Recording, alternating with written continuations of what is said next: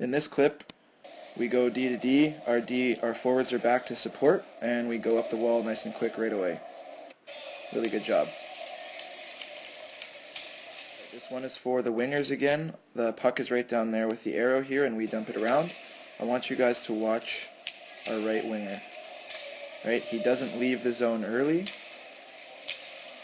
Right here, oftentimes our right wingers are coming up here, and they're in this area now. But watch what happens. Grant stays back, close to in line with that puck, and he gets it wide open. Here's the clip of us being smart with the puck and how well it works out.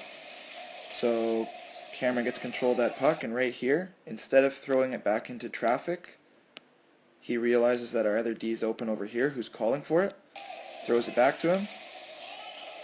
Then Charlie makes a nice pass up the middle to somebody who's in a good spot, and now we're away.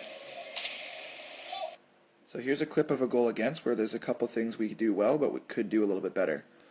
We get control of that puck in the corner by taking it away. Then we're going up the wall, realize no one's open, so we go back D to D. Okay, right here. So that has to be a bounce pass right on the tape so that Charlie can then make a pass up the wall. If it isn't a bounce pass on the tape, if it's a rim or something or not on the tape, then what needs to happen is Charlie needs to know that there's a guy on him and just continue rimming it around the wall for Grant to then skate into and pick up. And then our other guys would support through here. You see that a lot in the NHL. The forecheck is so fast that these passes come back, and then the D just continues rimming it on. And that's what we would need to do in this situation. So I'll back it up a second. Watch what happens here. Right, it's not on his tape. We bobble it a little bit, and they just make a nice play out of it. Here's another breakout opportunity. So Alex has the puck in the corner. Doesn't really have an option. Goes back to Robbie. Hits him on the tape.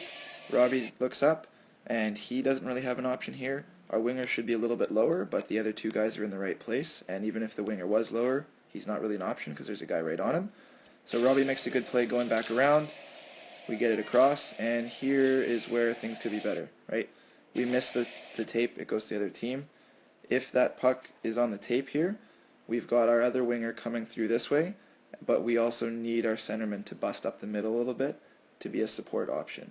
So if Logan got the puck right here, you can see Grant is coming to a place that's open, but we're not getting through here.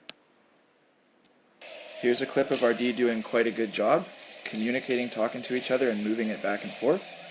Right, we get it in there, Charlie's calling for it, he realizes the guy's on him, gives it back to Ryan, Ryan gives it back to Charlie, basically right on the tape, pretty good, and their forecheck has to work super hard going this way, and then this way, and then this way, and then this way, tire them out, and we get a nice breakout. Well done. Okay, here's another play, a little bit of a miscommunication, defense do a good job getting that puck, but then we go for that breakout, and our wingers come in this way, our D makes the pass.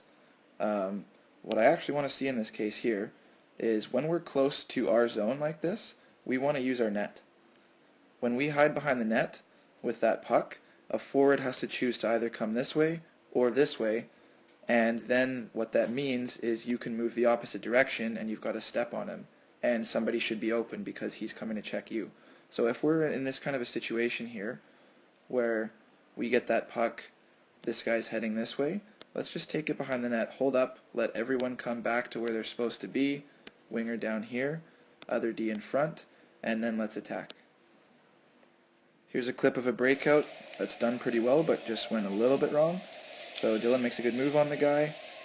Now right there is the only improvement I'd like to see a little bit. As soon as you make that cut and lose the guy, Dylan, move it up right away real quick. This is a pretty good job, but we can get a little bit faster even. So we take a couple strides, we move it up, and what that kind of allows is the guy that you shook off, who was over here, can sort of catch back up to Nico. Now Nico should be aware that he's behind as well, but we end up making a move, the guy lifts our stick, and instead of a breakout it stays in the zone.